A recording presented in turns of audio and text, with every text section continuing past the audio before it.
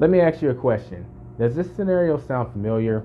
You quit your job, you're in the world of self-employment, or that's the direction you would like to go one day. You start putting the work in, things are starting to go well, but there's this voice in the back of your head that just keeps saying, that just keeps talking. And you could barely hear it at first, but after a while you start to make out the words. What am I going to do for retirement? What am I going to do for retirement?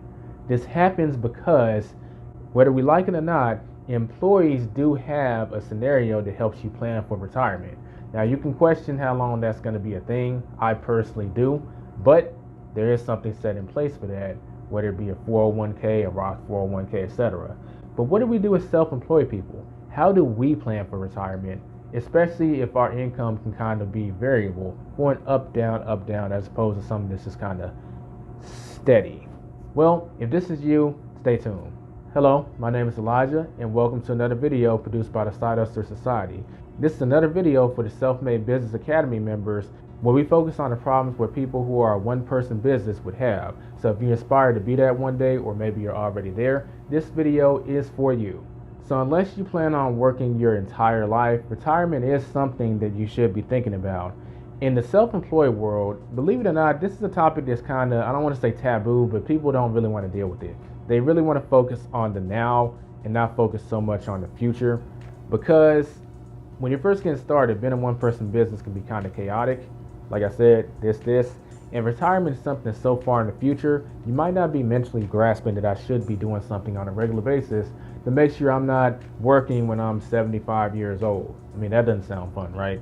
Of course, if you are going to be planning for retirement, you need to have something in the retirement, which means you need to know a little something about investing. So if you're kind of green when it comes to investing, I recommend you check out another video I made in the SMBA series, video series that is, where we cover how do you get started investing as someone who's a one-person business. But assuming that you've got a little experience with investing or you've seen that video, let's go ahead and move on to the first thing, which is you need to learn about the different retirement accounts that are available to you as someone who is self-employed. And believe it or not, we actually have more options than typical employees have, given the situation that we're in, which is great. There are solo 401ks, simple IRAs, traditional IRAs, and my personal favorite, the SEP IRA. For example, the SEP IRA can allow you to contribute up to 25% of your income or up to the amount that's on the screen, depending on which one is the lowest. Now keep in mind that these contribution amounts for all these retirement accounts tend to get rebooted and changed every single year. This is likely because they want this to keep up with inflation. So the numbers that you see on the screen for the SEP IRA are subject to change. In fact, they probably will change. Usually the contribution amount that you're allowed tends to go up per year. But if you ever want to know the current contributions, there's going to be a link to the IRS website that shows you how much you're allowed to contribute as of the year that you're watching. So you want to check that out if you want to know the exact amount. We're just working with the concept here. But moving on from that, different retirement accounts have different advantages. Sticking with the SEP IRA, the biggest advantage to the SEP IRA is that you can contribute a lot of money.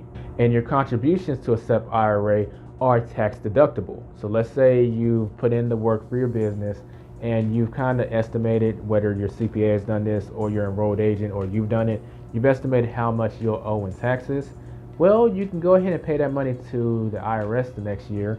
But if you've worked ahead of time and you're doing this in, let's say, December, well, you can just make a huge contribution to your SEP IRA and technically pay no taxes next year, and that money will be working for you. Keep in mind, I'm not a financial advisor, entertainment purposes only, but y'all kind of get the gist. And you shouldn't be opposed to actually talking to a financial advisor if you want to iron out a more tangible plan. And y'all heard me mention the word contributing, which leads us to our second takeaway, which is you need to set up some kind of frequency that you'll be contributing to your retirement on a regular basis, just as if you were an employee. I mean, when you work somewhere and they have a 401k, it's usually arranged so that there's a certain amount that's taken out of your check every single month. If you get paid weekly, it's taken out that frequency. If it's bi-weekly, it's that frequency. And on select cases, if you're on salary, it's taken out on a monthly basis. The frequency is ultimately up to you, but I'm going to recommend the same thing I recommended in our investing video. And I recommend that you lean closer to contributing on a weekly basis. Reason being is it's a better way to ensure that the money is going in the account and working towards your goals, as opposed to it being monthly, where you may have a great month, you're tempted to take that money and invest it in your business, or you have a bad month and you're tempted to just pass on it altogether. Just doing it weekly ensures that money is being contributed on a consistent, regular basis. Real quick, y'all, I did want to ask that if y'all are liking this video and finding value out of it, if you can give this video a thumbs up, it's greatly appreciated. And don't forget to subscribe if you're new. If you want more tips on how to survive in the world of self-employment or being a one-person business. With that being said, let's get into our third takeaway, which is don't forget the Roth IRA. So many people, even as employees, don't really think about the benefits that a Roth IRA can have. They just stick with their standard retirement plan, which is usually the 401k. And a select number of them will actually go ahead and do a Roth 401k if their employer offers it. But in a lot of cases, they don't even think about the Roth IRA. The main benefit of a Roth IRA is your contributions will be taxed the year that you put money in. That means that you're paying taxes now, but that money can grow tax-free, so when it's withdrawn during your retirement years, you don't have to pay any taxes on it. Versus another retirement account, let's compare it to the SEP IRA, for instance. The moment you withdraw that money, then you'll be taxed on that money. So the SEP IRA has the advantage of the contributions being tax deductible, but that's because you're paying them later, so it's really just deferring the taxes. Versus the Roth IRA, you pay taxes now on that money, and then when you withdraw when you're older, it's tax-free. That means your gains are all going to be tax-free. Now, one important thing to keep in mind is that contributions to your Roth IRA do count towards the total amount of contributions you're allowed to contribute every single year to any retirement account.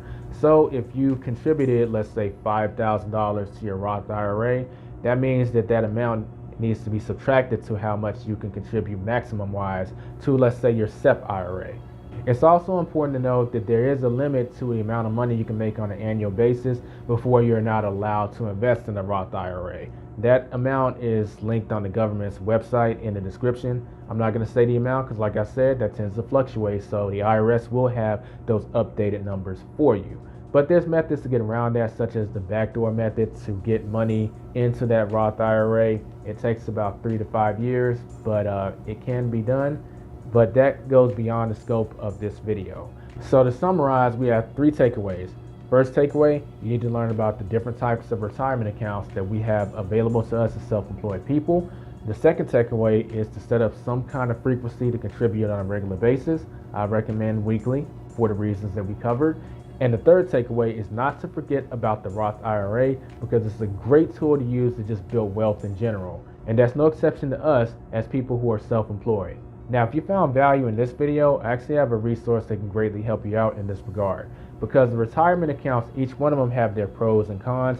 Now, I've broken down those pros and cons in a mini document called Steal My Financial Blueprint. So click on the link in the description or in the pinned comment, and you can grab this resource for free and learn more about the different types of retirement accounts in detail that we have available for us as people who are self-employed. It's been Elijah with the Side Hustler Society. I will catch you on the next video. Like the video if you found value in it. And of course, don't forget to subscribe if you're new. See you later.